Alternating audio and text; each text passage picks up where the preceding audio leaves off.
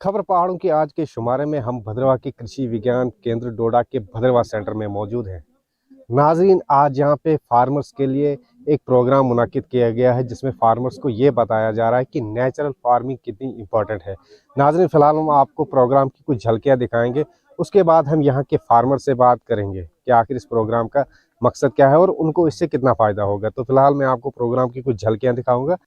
इसका मकसद जो केमिकल खादें और केमिकल जो फर्टिलाइज़र हैं, साथ में पेस्टिसाइड है, हर्बिसाइड है, उनका उपयोग खेती में से कम करना है और अपने नेचुरल फार्मिंग को बढ़ावा देना है। जो खाद, जो गोबर की खाद जो हम देसी ऑर्गेनिक तरीके से यूज़ करके उसको नेचुरल तरीके से हमने खाद कैसे तैयार करनी, उसके बारे में हम जोर दे रहे हैं। और जो हमें 10 क्विंटल खाद एक कनाल में हम, या गोबर जो है एक कनाल में हम यूज़ करते हैं, उसको हमने इस नेचुरल फार्मिंग के तरीके से, खाद बनाने के तरीके से उसको 40 से 50 किलो में हमने मतलब उस एरिया को कैटर करना है। तो ये प्रोग्राम बहुत ही इम्पॉर्टेंट है इस वक्त पूरे देश में। गवर्नमेंट ने बड़ा ज़्यादा स्ट्रेस इस प्रोग्राम पे दिया हुआ है। मेरे हिसाब से कि आने वाले टाइम में तो हमारे डिस्ट्रिक्ट में भी ये काफ़ी तेज़ी पकड़ेगा। और कितने फार्मर्स जो है आज यहाँ ले रहे हैं? मोर देन 200 फार्मर और डिपार्टमेंट ऑफ एग्रीकल्चर के जो फील्ड ऑफिसर्स हैं, उनके चीफ एग्रीकल्चर ऑफिसर हैं, सारे आज इस प्रोग्राम में शिरकत कर रहे हैं। उसके अलावा सर, अगर बात करें यहाँ पे कि ये जो पीएम मोदी का नारा भी है कि जो किसान है उनकी इनकम डबल करने की, आपको लगता है कि ये एक जरिया बन सकता है? बिल्कुल बनेगा, वो एक जरिया बनेगा, क्योंकि हमारे ज़मीन की हालत ख़राब हो गई है और नेचुरल तरीके से ही हमने उसको सुधारना है। और वो वैसे सुधरेगी नहीं जब तक हम नेचुरल फार्मिंग की तरफ जाएंगे नहीं, तब तक सेहत जो हमारी ज़मीन की जो है वो सुधरेगी नहीं। इसलिए ये आने वाले टाइम में एक हमारे डिस्ट्रिक्ट के लिए बहुत ही अच्छा कदम रहेगा। तो ये थे डॉक्टर साहब जिन्होंने तफसीलन इस प्रोग्राम के बारे में बात की। तो अब किस किसानों से भी हम बात करने की कोशिश करेंगे। कुछ किसान भी हमारे साथ यहाँ पे मौजूद हैं, तो इनसे हम बात करने की कोशिश करेंगे कि आखिर उनके लिए ये प्रोग्राम कितना इम्पोर्टेंट है। जी सर, आपका नाम जानना चाहूँगा और आपको क्या लगता है कितना इम्पोर्टेंट है ये प्रोग्राम आपके लिए? सर देखिए, सबसे पहले तो मैं आपका धन्यवाद करता हूँ मीडिया का, कि जो हमारे प्रोग्राम का जो है वो लाइव दिखाते हैं और हर किसी तक इस बात को पहुँचाते हैं। तो ये जो केवीके में जो ये प्रोग्राम होने जा रहा है, इससे बहुत सारे फार्मर जो हैं अवेयर होंगे, क्योंकि जो ये नेचुरल फार्मिंग का इन्होंने रखा इस बार, कई किस्म की बीमारियां जो, जैसे कि हम खाद का यूज़ करते थे, इस्तेमाल करते थे, उससे हमारे लोगों में बहुत सारी बीमारियां पैदा हो रही थी। तो नेचुरल फार्मिंग से वो बीमारियां दूर होंगी। हम अच्छा खाना खाएंगे तो बीमारियां तो दूर होंगी। तो इसलिए मैं इनका भी धन्यवाद करता हूं कि ये फार्मरों को अवेयर कर रहे हैं। धन्यवाद। तो कुछ और फार्मरों से भी बात करने की कोशिश करेंगे यहाँ पे। जी सर, आपका नाम क्या है, आप कहाँ से, और आपको क्या लगता है कि आपको किस तरीके से हेल्प करेगा ये प्रोग्राम? सर, मेरा नाम रमेश कुमार है, मैं पंचायत बिल्लू से बिलोंग करता हूँ। सर, ये नेचुरल फार्मिंग तो बहुत अच्छा सिस्टम है। ये जब केवीके ने प्रोग्राम शुरू किया, आज से 30-40 साल पहले हमारे बुजुर्ग जो थे इस नेचुरल फार्मिंग को करते थे। आज थोड़ा इसका उन्होंने पैटर्न चेंज किया कि इसका घोल बना के जो हम 150-200 की जो गोबर की अपनी ज़मीन में फेंकते थे, आज हमें 20 से 30 से 100 लीटर बना के अपनी ज़मीन में फेंकते हैं। बहुत अच्छा है, इससे हमारी खेती भी अच्छी होती है और बीमारियाँ खत्म हो जाती हैं। जो हम फर्टिलाइजर डालते हैं या केमिकल डालते हैं वो सारा खत्म होता है। अच्छा है। तो आपको लगता है इससे जो इनकम है आपकी वो बढ़ती है? हाँ, इनकम भी अच्छी होगी, क्योंकि हमारा खर्चा फर्टिलाइजर खत्म हो रहा है। ये फ्री ऑफ कास्ट बन रहा हमारा 10-20-30 रुपये का तो टोटल में भी खर्चा आता है। तो इससे हमारी इनकम तो बढ़ेगी और फायदा भी होगा और सेहत भी हमारी अच्छी होगी, समाज भी अच्छा होगा, खुद भी अच्छी होगी। बिल्कुल। तो कुछ और डिपार्टमेंट भी यहाँ पे आए हुए हैं जो किसानों को इस बारे में अवेयर करेंगे। तो इस वक्त हमारे साथ chief agriculture officer Anil Gupta ji हैं। सर, आपसे जानना चाहूँगा कि आपका डिपार्टमेंट किस तरीके से इसमें हेल्प करेगा फार्मर्स को? बहुत बहुत शुक्रिया जी। बेसिकली आज जो यहाँ ट्रेनिंग चल रही है वो चल रही है नेचुरल फार्मिंग के ऊपर। हम लोगों को, हमारा डिपार्टमेंट और हमारे जो ऑफिसर्स, फील्ड ऑफिसर्स हैं, वो अवेयर कर रहे हैं कि ज़्यादा खाद डालेंगे उसका क्या नुकसान है, ज़्यादा केमिकल्स डालेंगे उसके लिए, फसल के लिए कोई छिड़काव करेंगे उसका क्या नुकसान। तो बेसिकली नेचुरल फार्मिंग आज हम देख रहे हैं कि इतनी सारी जो है लोगों में कुछ बीमारियां देखने को मिल रही हैं, वो सारी हैं केमिकल और फर्टिलाइजर से, और जो केमिकल्स एक्सेस यूज़ किए हैं लोगों ने। तो नेचुरल फार्मिंग बेसिकली है कि पुराने तरीके से जैसे लोग ये करते थे खेती बाड़ी अपनी, उसमें खाद जो घर का बना हुआ खाद, वर्मी कंपोस्ट जिसको बोलते हैं, गाय के गोबर का, जब वो डालते थे खेतों में, और उसमें से ऐसा है कि ये एक कंटिन्यूस रहेगा, उसकी पैदावार है वो रेगुलर आती रहेगी। खाद वगैरह जैसे हम डालेंगे या उससे एकदम उससे जमीन का जो हमारी मिट्टी है उसमें भी एक्सेस डालने से नुकसान होता है। तो बेसिकली आज हमारा ये फोकस जो है इसी के ऊपर रहेगा कि लोगों को थोड़ा सा अवेयर करें हम कि इसमें जो है कि ये कैसा हम तरीके अपनाएं जिससे लोगों की ये सेहत है वो भी ठीक रहे और अपनी जो पैदावार है वो भी बराबर मेंटेन रहे। आपके पास कुछ हेल्प मिलेगी फार्मर्स को? हाँ, इसमें ये है कि जो इसमें ऑर्गेनिक फार्मिंग के ऊपर है, ऑर्गेनिक फार्मिंग के ऊपर हम अपने डिपार्टमेंट में 2-3 चीज़ें जो हैं वो इनकरेज करते हैं। एक होता है वर्मी कंपोस्ट यूनिट्स, जिसमें वर्मी कंपोस्ट जो है ये खाद जो है वर्म्स होते हैं एक, जो उससे ये गाय का गोबर जो भी आता है वो डालते हैं और उससे एक अच्छी खाद जो है वो बनती है। एक तो वो हम देते हैं 50% सब्सिडी पर। दूसरा एक वर्मी बेड्स आते हैं, वो अगर कोई बड़ा स्ट्रक्चर नहीं बना सकता है तो वर्मी बेड जो होता है कि एक शीट होती है प्लास्टिक की, वो कम कास्ट पर आती है, ठीक है ना। तो वो आधी कीमत पर वो भी हम लोगों को प्रोवाइड करेंगे, जहाँ जहाँ से डिमांड होगी, जैसे जैसे लोगों का होगा हम यहाँ नोट करके रखेंगे, जैसे प्रायोरिटी पर आएंगे उनको हम इनकरेज करेंगे इसी में। बिल्कुल, ये प्रोग्राम जो है नेचुरल फार्मिंग के ऊपर रखा है ताकि फार्मर्स को अवेयर किया जाए कि नेचुरल फार्मिंग के क्या क्या है लोगों के लिए। तो उम्मीद की जा सकती है जो प्रोग्राम रखा है कि फार्मर इसका पूरा फायदा उठाएंगे और वो नेचुरल फार्मिंग की तरफ आएंगे। न्यूज़ 18 जम्मू कश्मीर लद्दाख हिमाचल के लिए भद्रवाह से मैं साहिर हुसैन। खबर पहाड़ों के आज के इस एपिसोड में आप सभी का इस्तकबाल है। मैं हूं बिलाल बाली, तहसील पोगल परिस्तान के हेडक्वार्टर उकड़हाल में मौजूद है। इस वक्त हम यहां पर महकमा सेहत की जानिब से एक प्रोग्राम का इनेकाद किया गया है जिसमें क्लाइमेट चेंज और उसके जो असर जो है ह्यूमन हेल्थ पे पड़ते हैं उसको लेकर यहां एक बेदारी और एक PRIs के साथ एक मीटिंग का सिलसिला शुरू हुआ, जिसमें BMO उकड़हाल ने अपने तमाम या तहसील उकड़हाल के जितने भी PRIs है उसमें BDC और सरपंचेस हैं उनसे मुलाकात की और उनके साथ तफसीली तौर पर एयर पोल्यूशन और क्लाइमेट चेंज को लेकर तबादला ख्याल किया और इसका असर जो है ह्यूमन हेल्थ पर उसको लेकर तबादला ख्याल किया ताकि आवाम तक इस मैसेज को पहुंचाया जाए। आजकल का जो माहौलियात को नुकसान पहुंच रहा है, क्लाइमेट चेंज के एक सर्च पे हम लोग हैं जो हमारी हेल्थ को और हमारे इन्वायरमेंट को काफी नुकसान पहुंचा रहा है। इस सिलसिले में हमारे साथ BMO उकड़हाल डॉक्टर इकबाल साहब मौजूद हैं। हम उनसे बात करेंगे कि आज के इस प्रोग्राम का मकसद क्या था और क्या थीम है और क्या पैगाम वो पहुंचाना चाहते हैं PRIs के साथ। उसके बाद हम बात करेंगे, उनसे भी जानने की कोशिश करेंगे किस तरीके से इस पैगाम को आवाम तक पहुंचाएंगे ताकि हम अपने एनवायरनमेंट को, अपने एक माहौल को बचाएं और अपनी इंसानी सेहत है उसकी हिफाजत कर सके। सर आप बताइए सर, इस प्रोग्राम का मकसद क्या था इनेकाद करने का? हमारा माहौल किस तरह बदल रहा है और हमारी हेल्थ पे किस तरह असरअंदाज हो रहा है और आपने आज प्रोग्राम बुलाया है, इसका मकसद क्या है? देखिए, हमारा जो प्रोग्राम है ये है एयर पोल्यूशन रिलेटेड इलनेसेस। जब हमारा वातावरण खराब हो जाता है तो उससे जो बीमारियां हो जाती हैं उनके बारे में जानकारी देना ताकि हम सब लोग इन बीमारियों से बचें, दूसरों को मैसेज पहुंचाएं। तो ये हमारा नेशनल प्रोग्राम होता है, जैसे हमने बैनर पे लगाया है, national programme on climate change and human health. जब क्लाइमेट चेंज होगा ह्यूमन हेल्थ पे इसके क्या असरात होंगे।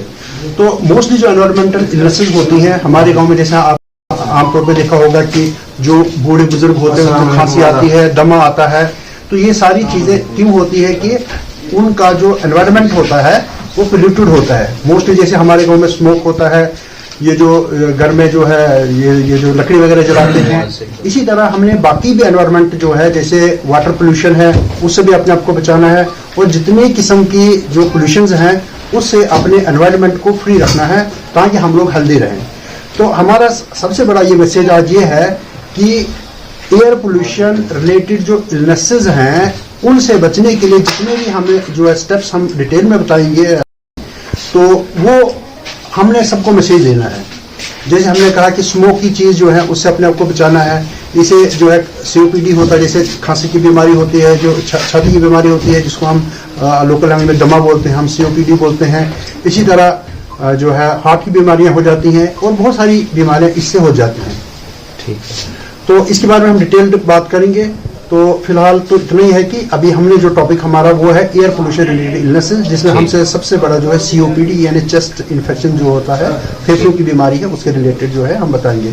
और भी बाकी भी इसमें जो भी एनवायरमेंटल इलनेसेस होगी उनका भी हम बताएंगे। ठीक, तो हमारे साथ यहाँ पर अवामी नुमाइंदे हैं, BDC चेयरमैन उकड़हाल करलीप सिंह बाली जी। सर, हमारे गांव देहात में सर जंगलात को हम आग लगा रहे हैं और बहुत सारे ऐसे इश्यूज आ रहे हैं जो माहौल को नुकसान पहुंचा रहे हैं, उससे बीमारियां बढ़ने के अंदेशे बढ़ जाते हैं। आज ये प्रोग्राम हो रहा है, तो क्या पैगाम आप यहाँ से लेकर जाएंगे ताकि अपने गाँव देहात में जाएंगे और आने वाले दिन में माहौल को भी बचाए और बीमारियों से भी बचे? ये बिलाल साहब, सबसे पहले मैं आपका बहुत बहुत शुक्रिया अदा करूंगा कि आप रामन से यहाँ हमारे उखराल ब्लॉक में पहुंचे और PSC उखराल में ये जो प्रोग्राम आज ये जो वर्कशॉप रखी गई आज इस माहौल के बारे में, मैं आपको बताना चाहूँगा कि हम ये जो मैसेज जो है वो गांव-गांव और घर-घर हर बच्चे हर जवान तक पहुँचाएंगे कि हमारी पंचायत राज का पहला कदम रहता है कि हम इस माहौल को बचाने के लिए कम इंतहाई कोशिश करें ताकि हमारे बच्चे जो है वो आने वाले काल में ऐसी कोई बीमारी से मुबतला ना हो जाए जिससे मजीद खतरा पैदा हो जाए। तो कहने का मतलब यह है कि हम सब लोगों को माहौल को साफ सुथरा रखना जरूरी है।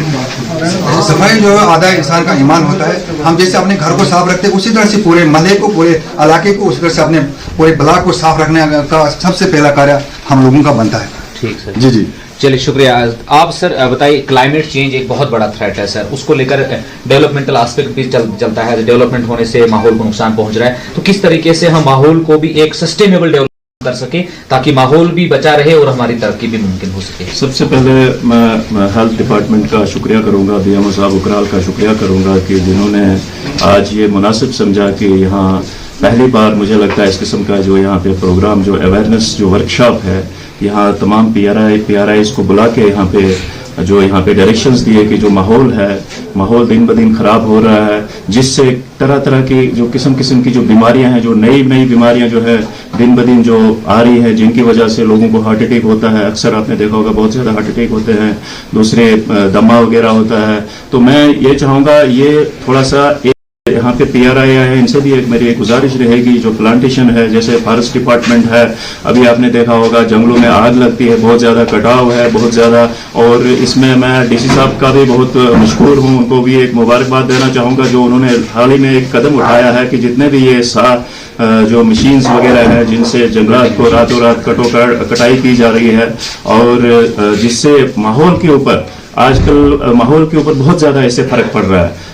बड़ी बड़ी कंस्ट्रक्शनें हो रही हैं, प्रोजेक्ट बन रहे हैं, जिससे पानी खराब हो रहा है, जिससे जंगल का कटाव हो रहा है, जिससे लोगों को आने जाने में दिक्कतें हो रही हैं, डस्ट वगैरह है, जो हवा से जो हमारे जो हैं पेड़ वगैरह जो कट चुके हैं, लोग जो काट रहे हैं। तो मैं ये गुजारिश करना चाहूँगा कि आपके माध्यम से फॉरेस्ट डिपार्टमेंट को भी कि कम से कम इसके ऊपर जो थोड़ा सा ज़्यादा ध्यान रखा जाए, ताकि हर जगह प्लांटेशन की जाए, गांव-गांव प्लांटेशन की जाए। जो यहाँ पे सरपंच हजरात हैं, हम लोगों का ये फर्ज बनता है कि अपने अपने इलाकों में जाके हम लोगों को अवेयर करें कि अपने घरों के आसपास जो है ज़्यादा से ज़्यादा जो हरे हरे जो दरख्त लगाए जाए, ताकि यहाँ पे जो है आबो हवा जो है बिल्कुल साफ रहे, जिसकी वजह से हमारी सेहत पे जो है वो ज्यादा असर ना पड़े। चलिए शुक्रिया। तो हमारे साथ एक और सरपंच यहाँ साहब है। सर आप बताइए, सर माहौल लगातार बिगड़ रहा है, हमारी सेहत पर इसका डायरेक्ट असर है। हम लोग आज कह रहे हैं कि गर्मियां ज्यादा हो रही है, बर्फबारी कम हो रही है, तो ये माहौल को बचाने के लिए जिम्मेदारी हम लोगों की, समाज की है, आपकी है, मेरी है। तो इसको लेकर बचाने के क्या इकदाम होने चाहिए, और जो हेल्थ बिगड़ रही है उसके बचाव के लिए क्या अपील करेंगे आप? सबसे पहले मैं आपका खुशामदीद कहता हूँ कि आपने हमको एक स्टेज फराहम किया कि हम अपनी गयूर आवाम तक ये पैगाम दें। मैं महकमा सेहत के ऑफिसरान CMO साहब और BMO साहब का भी शुक्रिया करता हूँ कि उन्होंने अपनी जिम्मेदारी समझते हुए हमारे जो है कांधों पे बोझ डाला है। तो मैं अपने BDC चेयर की क़यादत में जो टीम काम कर रही है ब्लॉक लेवल पे, और उसके अलावा जो हमारे PRI जो पंचायत लेवल पे मिनिस्टर बने हों, वो हेल्थ मिनिस्टर भी वहाँ होंगे, फॉरेस्ट मिनिस्टर भी हैं, मैं खुद जाती तौर एजुकेशन होल्ड कर रहा हूँ, सोशल वेलफेयर होल्ड कर रहा हूँ। तो ये हमारे ऊपर ज़्यादा जिम्मेदारी है, चूंकि ये हमारी प्रॉपर्टी है। तो मैं उन लोगों से दरख्वास्त करूंगा कि नाम सिकंदर रखने से वक्त सिकंदर होता नहीं। तो इस तरह की शिकायत जो है इनका अज़ला हमने करना है, क्योंकि हमने अपने आप को बदलना है। तो रहा सवाल जहाँ तक हमने ग्रीनरी लानी चाहिए और जंगलात में जो आगजनी होती है, तो उसके कसूरवार भी हम लोग हैं। या तो हमको चोर बनना चाहिए तो चोर पकड़ना चाहिए। तो मैं मंतखब नुमाइंदों से यही उम्मीद करूंगा कि ये जो है सारी शिकायत और जो है ये अपना इलाका है, इसको आगे लेने के लिए, इसको शफाफ रखने के लिए हमको आगे बढ़ना चाहिए। चलिए, बहुत शुक्रिया हमसे बात करने के लिए। तो मजमूई तौर पर अवामी नुमाइंदों ने महकमा सेहत ने यही उनका कहना यही है कि माहौलियात की जो बदलाव है वो हमारे समाज पर और हमारे इलाकों पर एक बहुत बड़ा चैलेंज बनकर उभर रहा है, लेकिन उसके बचाव के जिम्मेदार भी हम ही लोग हैं। उम्मीद यही की जा सकती है आने वाले दिनों में हम उन तमाम तर जवाबित और तमाम जो असूलों को ख्याल रखते हुए इस माहौल को बचाने के लिए इकदाम करेंगे। न्यूज़ 18 जम्मू कश्मीर लद्दाख हिमाचल के लिए उकड़हाल से बिलाल बाली। न्यूज 18 पर चलाए जाने वाले प्रोग्राम खबर पहाड़ों की के ताज़ा शुमारे में हम खिदमत में हाजिर खिदमत हैं और हम पहाड़ी ज़िला रामबन के पहाड़ी इलाका सुमड़ में इस वक्त मौजूद है। सुमड़ करीबन 1500 मीटर की ऊंचाई पर है सतह समंदर से, और यहाँ पर ज़ोरों शोर से रेलवे जो तामीराती कंपनियां हैं उनके काम चल रहे हैं। इस सुमड़ इलाके को ये एजाज़ हासिल है कि ये 110 किलोमीटर का जो कटरा और बानीहाल का सेक्टर है उसमें इसके बीचों बीच से बहुत सारे टनल बन रहे हैं। उन टनलों में एक टनल T49 का है जो हिंदुस्तानी रेलवे का सबसे बड़ा टनल है, जो करीब 13 किलोमीटर की लंबाई है, और अब तक इंडिया में ऐसा कोई रेलवे टनल तामीर नहीं हुआ है जो यहाँ इस पहाड़ी इलाका सुमड़ में तामीर किया जा रहा है। 110 किलोमीटर का कटरा और बानहाल के दरमियान का सेक्टर जो है तो ये आखिरी मराहल से गुजर रहा है। जो अगर मिनिस्ट्री की बात की जाए, रेलवे मिनिस्ट्री, तो उनका ये कहना है कि 2023 के आखिर तक इसे मुकम्मल किया जाएगा, लेकिन ज़मीनी सतह पर हम जब जाते हैं, जब देख रहे हैं कि किन मुश्किलात और किन सख्त और कठिन नबद आजमा हालात से लोग काम कर रहे हैं, जो इंजीनियर्स यहाँ पर जो लेबर्स हैं, जो वर्कर्स हैं, वो किस हालात में काम कर, तो उससे लग रहा है कि ये जो 23 की डेडलाइन है शायद थोड़ा ऊपर जाए, 24 के आसपास में भी कि इसको मुकम्मल करके मतलब कश्मीर को पूरी दुनिया के साथ रेल के ज़रिए जोड़ा जाएगा। अजीत पांडे साहब हैं जो यहाँ पर इसकी देखभाल कर रहे हैं, तो इनसे थोड़ा जानेंगे कि कहाँ पहुँचे हैं आप बहुत बड़ा प्रोजेक्ट लेकर चल रहे हैं, आखिरी मराहल से गुजर रहा है आपका प्रोजेक्ट, कहाँ पहुँचे आप, क्या काम कर रहे हैं आजकल आप? नमस्कार सर, सबसे पहले मैं आवाम को शुक्रिया अदा करना चाहूँगा कि जिनकी सहायता से आज हम इस मुकाम पर पहुँचे हैं कि जम्मू कश्मीर को भारत के शेष इलाके से रेलवे के थ्रू जोड़ दिया जाएगा। ये अभी जैसा कि आपने बताया कि हिंदुस्तान का सबसे लंबा रेलवे टनल बन के तैयार हो चुका है और रेल ट्रैक बिछाने का काम जारी है। इसमें हमारा सिविल वर्क करीब करीब ख़त्म हो चुका है और ट्रैक बिछाने का काम जारी है, जो कुछ ही महीनों में बिछा करके रेलवे ट्रायल के लिए चालू कर दिया जाएगा। उम्मीद है कि इसी साल तक हमारा ट्रायल रन सुमड़ स्टेशन और आरपी जला स्टेशन के बीच में ट्रायल रन कर लिया जाएगा। बाकी के टनल तरफ हैं जम्मू और शंगलधान के बीच में और बनिहाल और हमारा आरपिंचला के बीच में, तो उनका काम भी बहुत तेज़ी से चल रहा है, तो बहुत जल्द ही उनको पूरा कर लिया जाएगा। और जहाँ तक हम बात करें T49 का, जो करीब करीब 13 किलोमीटर लंबा है, जिसमें से 5.1 किलोमीटर हिंदुस्तान कंस्ट्रक्शन कंपनी जिसकी तरफ से मैं हूँ, और बाकी का जो हिस्सा है T49B के नाम से है, जिसमें एफकॉन्स काम कर रहा है। ये हमारे लिए बड़ा ही फ़ख्र की बात है कि इस मेगा प्रोजेक्ट से हम लोग जुड़े हुए हैं और जुड़े हुए हैं डे 1 से, मोबिलाइजेशन के टाइम से लेकर के। और स्पेशली मेरे लिए तो बहुत ही गर्व की बात है, जिसमें हमने पूरा टनल डिफरेंट जियोलॉजिकल कंडीशन से गुजरते हुए, जहां पर हर एक मीटर में हमारा स्टेटा चेंज हो जाता है, जिसके चलते खुदाई में भी कठिनाई होती है। लेकिन हमारे जो वर्कर्स थे, हमारे जो इंजीनियर्स थे, 1 मिनट भी बगैर हार माने हुए, अनवरत, कंटिन्यूअस, 1 सेकंड बगैर रुके हुए कंटिन्यू दिन रात काम किया है, जिसके चलते आज हम लोग इस मकाम पर हैं कि रेलवे का काम करीब करीब पूरा हो चुका है और बहुत ही जल्द हम लोग रेल मार्ग के द्वारा कश्मीर से लेकर के दिल्ली या हिंदुस्तान के अन्य हिस्सों तक हम लोग सफ़र कर सकें। हम इस वक्त सुमड़ के इलाके में मौजूद है। वरनाल ये इलाका है जहां पर एक एडिट बना हुआ है इस टनल का, T49 का, जो लॉन्गेस्ट टनल इंडिया का होगा। काम बड़े तेज़ी के साथ आगे बढ़ रहा है और उम्मीद है कि आइंदा 1-1.5 साल में ये पूरा सेक्टर जो है मुकम्मल कर दिया जाएगा और जो रेल सर्विस है कश्मीर से मुल्क के बाकी हिस्सों को जोड़ने के लिए तैयार हो जाएगी। अभी काम जो है किस मराहिल से गुजर रहा है और कितने वक्त का अभी तक है? जैसा कि अभी हम लोग यहाँ अभी कैमरे के सामने से देख रहे हैं, हम लोग उर्निहाल एडिट में खड़े हैं। शुरू में जब एसीसी को प्रोजेक्ट अवार्ड किया गया था T49A 5.1 किलोमीटर लेंथ का, उस टाइम इसका एडिट का प्रोविज़न नहीं था। बाद में हम लोगों को महसूस हुआ कि 5 किलोमीटर लंबा टनल एक तरफ से बनाना बहुत ही मुश्किल का काम है, और हम लोगों ने रेलवे से दरख्वास्त किया तो उन्होंने एडिट का मंजूरी दिया। उसके बाद इसका सड़क बनाने का काम चालू हुआ, तो सुमड़ से लेकर के यहाँ तक 15 किलोमीटर लंबा पक्का सड़क रेलवे ने बनाया अप्रोच के लिए।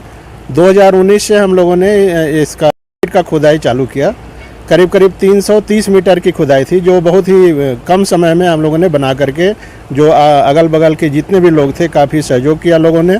और ये टनल का काम एडिट, खास करके एडिट बनने के बाद फिर हमको 2 फ्रंट मिल गया खुदाई करने के लिए, मेन टनल में भी 2 फ्रंट, स्केप टनल में भी, जिसके चलते मेन टनल का खुदाई का काम हमने कम से कम साल भर पहले कंप्लीट कर लिया इस एडिट को बनाने की वजह से, नहीं तो हमको माइनिंग में ज़्यादा टाइम लग सकता था। और ये हमारे लिए बहुत ही प्राइड का सब्जेक्ट है, क्योंकि ये एक नेशनल प्रोजेक्ट जो पूरे कश्मीर को पूरे हिंदुस्तान से जोड़ता है, इसके लिए गवर्नमेंट ने हम लोगों को मुनासिब समझा और हम लोगों को काम दिया।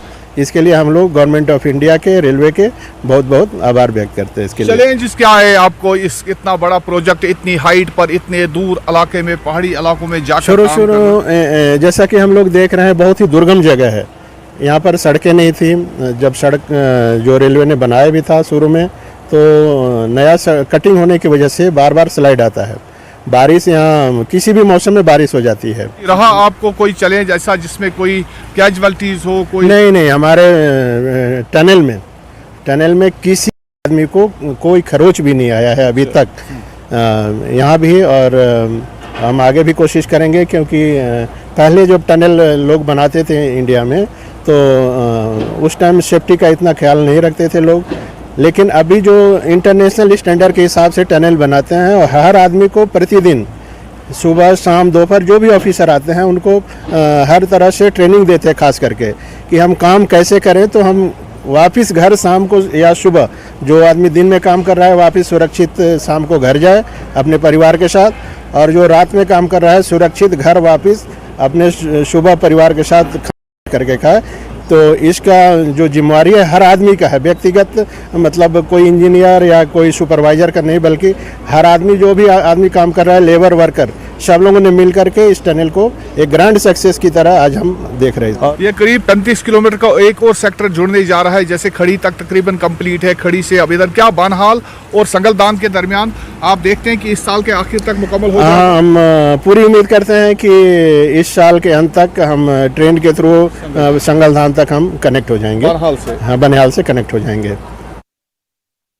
राजा Sukhdev Singh district hospital city सोली शुरू हुई है। उस तक के लोगों कितना फायदा होना पाया कि लोग जो इतने आने और सिटी स्कैन कराने, हालांकि पहले लोगों की बड़ी मुश्किल हुई सी सिटी स्कैन वास्ते लोगों की जम्मू जाना पैना सी, और हुण जो ये सहूलियत पुंछ मिली है, इस नाल लोग जो काफ़ी खुश हैं। और लोगों ने गल कर सके लोगों की क्या लगना कि पुंछ सिटी स्कैन आने नाल उन्होंने कितना फायदा है। तुम नाम? मोहम्मद शरीफ। दोस्तों किस सस्ता है सर, हमें सिटी स्कैन कराना था और हमें बहुत फ़ायदा है यहाँ का। नहीं तो हमको जम्मू जाना पड़ता था, 20,000 30,000 लगता था।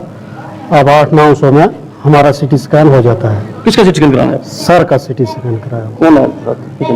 मुझे परजाई है। किस तरह फायदा है? हाँ, हमें बहुत फ़ायदा है। कुछ और उन्होंने गल कर कि उन्होंने क्या कहना है इस सिटी स्कैन की जी सोली शुरू हुई पुंछ? तुम नाम? मेरा नाम मंजीत जी। मंजीत जी, मैं पुंछ सिटी में रहने वाला। सर जी, इस सिटी स्कैन में इतना फायदा आया था कि इतनी जम्मू जाने तक 10 to 15,000 लग जाए, गड्डी में कराया सबसे पहले, फिर जम्मू जाकर खजल होना सी, आज होएगा कल होएगा, उसमें वैसे की बड़ी परेशानी होनी सी। तो इतने रहना, तो जम्मू होटल का खर्चा और खाना, 2-3-4 बंदे नाल जाने से आज इतनी सहूलियत है कि इतने सारा 800-900 रुपए में सिटी स्कैन हो रहा है और बहुत अच्छा हो रहा है पुंछ हॉस्पिटल। तो किस तरह और फैसिलिटी आ सकता है कि फैसिलिटी होनी चाहिए। सिटी स्कैन, जिस तरह सिटी स्कैन आ गया, इतने और कोई अच्छे डॉक्टर आने चाहिए, जिस तरह के सारे फिजिशियन में थोड़ी कमी है तो कुछ सर्जन अच्छे बहुत सर्जन साहब साढ़े बहुत अच्छे डॉक्टर ने जो दूसरा डॉक्टर भी बहुत अच्छे हैं आप इधर तो ठीक है बहुत अच्छा चल रहा है हॉस्पिटल। पुंछ काफी दूर दराज ना पुंछ बहुत LOC में बिल्कुल नजदीक है। एक जो कन्या कुमारी हो गया इधर पुंछ हो गया और पुंछ लास्ट कोना इतों ना भी पाकिस्तान पहला इतों बाहर आधा किलोमीटर पहला पाकिस्तान का और असल की इतनी फैसिलिटी मिली इस सरकार आने नाल इस सरकार LG सरकार ने असल की इतना फायदा है कि कोई कहना कि लोग काफी खुश हैं और लोग चाहते हैं कि इस तरीके से और फैसिलिटी आवन और सहूलियत होन और आज कुछ और लोगों गल करसा कि इस बारे राजा सुखदेव सिंह अस्पताल ने सोनोलॉजिस्ट डॉक्टर इब्रार उन्होंने गल करसा कि सिटी स्कैन आने नाल पुंछ कितना फायदा है डॉक्टर साहब जब पुंछ सिटी स्कैन आया तो कितना फायदा है लोगों बहुत फायदा है। जितने लोग पहले रेफर होने से इतो जम्मू होने से सिटी स्कैन वास्ते उस में सारे लोगों को इतना होना लगाना इतना हर किस्म का सिटी स्कैन करने हैं आईडी करने हैं चेस्ट भी करने हैं डाउन भी करने हैं तो उसके बाद पैरानेचुरल साइंसेज वगैरह ENT वाले जो सिटी स्कैन वो करने हैं मतलब लोग हले भी लोग अवेयर नहीं क्योंकि हले लोग जम्मू दौड़ने क्या सो नहीं सिटी स्कैन वास्ते तो जम्मू दौड़ने ना उनका कोई मकसद नहीं है हम अपनी खुशी ना को जाना रहे लेकिन इतना सिटी स्कैन होना लगाना लोग तुम क्या लोग आओ सिटी स्कैन कराओ इतना साढ़े मेडिकल सुपरिटेंडेंट राजा सुखदेव सिंह अस्पताल ने उन्होंने गल करसा कि लोगों की कितनी फैसिलिटी हुई जो सिटी स्कैन पुंछ चालू है सर। देखिए गल इस तरह है कि साढ़े इतने जो सिटी स्कैन की फैसिलिटी है ऑलमोस्ट इस वक्त जितने भी सिटी स्कैन हेड है चेस्ट है एब्डोमेन है सारियाँ हो रही है ना तो सारा जो मंथली है रिक्वायर्ड और सिटी स्कैन हो रही है 150 से लेकर 200 दरमियान लोग तो बड़ी फैसिलिटी है इस वक्त सिटी स्कैन वास्ते तो आज सही रेफर नहीं कर रहे तो लोग जाके होने से बाद खजर वगैरह होने से रजौरी या जम्मू तक उन लोगों की इस वक्त इतनी सर्विस जो है मिल रही है। पहले फायरिंग लोग एकदम रेफर करना पड़ेगा नेचुरली जब सिटी स्कैन की फैसिलिटी नहीं थी कुछ लोगों को जो हेड इंजरी फाल होकर हो जाता है तो उसमें सिटी स्कैन की जरूरत थी उसे रेफर किया जाता था लेकिन आज हमारे पास फैसिलिटी है सिटी स्कैन हो रही है लेकिन अभी तक कुछ लोगों को ये क्लियर नहीं हो रहा है कि भाई हम वो कहते नहीं कि हमें इमीडिएटली रेफर कर दो और खासकर मैं कहूँगा कि जब कहीं कोई एक्सीडेंट का केस किसी टाइप का भी आता है तो लोग खुद कहते नहीं जी इसको रेफर करो भाई रेफर क्यों करें हमारे पास फैसिलिटी है तो हम क्यों रेफर करें ये कहते नहीं जी इसको अगर आप रेफर नहीं करोगे इसकी जिम्मेवारी है कि ये बच जाएगा या मर जाएगा। भाई मरना बचना जो है किसी के अख्तियार में नहीं होता है डॉक्टर इलाज करते हैं इलाज हम पूरा करेंगे फैसिलिटी हमारे पास है हम यहाँ पर दे सकते हैं तो वही फैसिलिटी आज सिटी स्कैन की रिजोरी में वो यहाँ हमारे पास मौजूद है तो लोगों को मैं यही कहूँगा कि उनको चाहिए कि वो जब आते हैं तो वो डॉक्टर का छोड़े डॉक्टर डिसाइड करे कि इसको रेफर करना है या इसको रखना है लेकिन लोग जो खुद आत्मा बना के वहाँ से ले आते हैं इसको रेफर करना उस चीज़ को थोड़ा अवॉइड करें। हमारे पास सर्विस तो पूरी ही सिटी स्कैन की तो सुजन सर ने ये कहना कि पुंछ जी हाले लोग अवेयर नहीं लोगों की आसान है कि तुम इतने हर फैसिलिटी है सिटी स्कैन भी है इतने कराओ लेकिन लोग जबरदस्ती करेंगे खाली रेफर करो लेकिन लोगों की चाहिए कि ये जी फैसिलिटी है इसमें फायदा उठाओ और ज्यादा जिन्हें लोगों की जरूरत है तो उसे करना डॉक्टर ने ऊपर छोड़ दें कि डॉक्टर रेफर करना डॉक्टर की मर्जी है किया जाए लेकिन जबरदस्ती लोगों की रेफर नहीं करें बल्कि सिटी स्कैन में इतनी फैसिलिटी है और इसमें फायदा जो लोग चुकन। मनीष शर्मा न्यूज़ 18 जम्मू कश्मीर लद्दाख हिमाचल राजा सुखदेव सिंह अस्पताल पुंछ।